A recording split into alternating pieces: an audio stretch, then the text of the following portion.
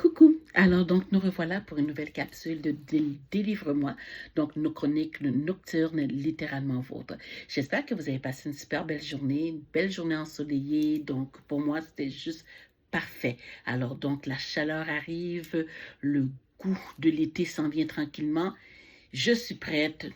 Et j'espère que vous l'êtes aussi.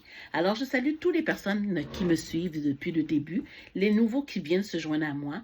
Alors donc, bienvenue dans mon monde de passion littéraire. Ce soir, je vais vous parler comme d'habitude, de qu'est-ce qui me tient à cœur, qu'est-ce qui a retenu mon attention pendant la journée. L'autre jour, et comme vous le savez, je travaille dans une maison culturelle, puis l'autre jour, pendant que je passais à la bibliothèque, je vois la bibliothécaire qui prend une lime à ongles. Vous savez, des grosses limes à ongles en briques, papier sablé, qui ressemble à papier sablé. Puis je la vois en train de limer un livre. Puis quand je dis limer un livre, c'est limer par comme les côtés des livres. Puis là, je m'arrête, je suis un petit peu surprise, je me dis, ah, pourquoi? Fait que là, elle m'explique, oui, c'est un procédé justement pour remettre en quelque sorte le livre en vie à neuf, surtout lorsque les pages jaunissent. Ou encore, il y a un café qui est tombé malheureusement, donc, et on essaie de sabler pour le rendre le plus conforme possible. Je me suis dit, ah, c'est une nouvelle chose, ça, je ne savais pas. Pendant que j'étais avec elle, je lui pose aussi comme question que pendant une marche, je suis tombée sur un croque-livre, j'ouvre le croque-livre et malheureusement, je trouve un livre qui est complètement mouillé. Est-ce qu'il y a une façon de sauver le livre? Et elle me dit, un livre mouillé, on oublie ça, c'est fini. Par contre, j'ai une tête dure et je ne me suis pas dit vaincue, je me suis dit, je vais essayer de le ressusciter.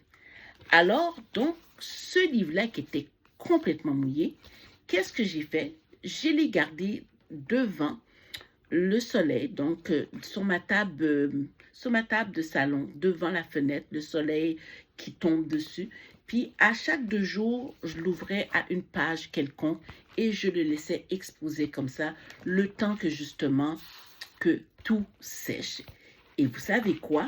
Malgré que le livre est ondulé, j'ai quand même réussi à sauver le livre sans qu'aucune page soit perdue.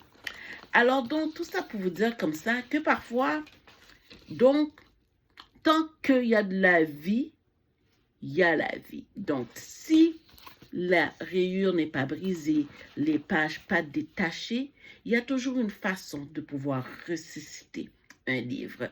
Alors donc, voilà ce que j'ai pu faire. Je suis quand même assez fière. Puis je dis, mais regarde, le titre aussi est venu me chercher, donc je me suis dit, pourquoi pas lui donner une deuxième chance? Donc c'est sûr que maintenant qu'il est avec moi, il sera au petit soin.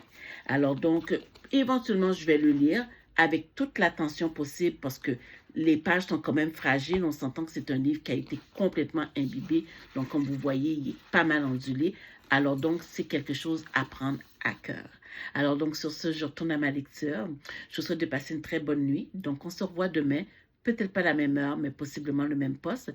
Continuez à aimer ma page, à la partager et surtout à me faire des suggestions, me faire des coucous ou simplement m'envoyer des courriels. Je regarde mes courriels quand même à tous les jours et je vous trouve un peu timide. Alors ne vous gênez pas, surtout après ma demande que j'ai besoin de livres que vous ne voulez pas. Je suis preneuse.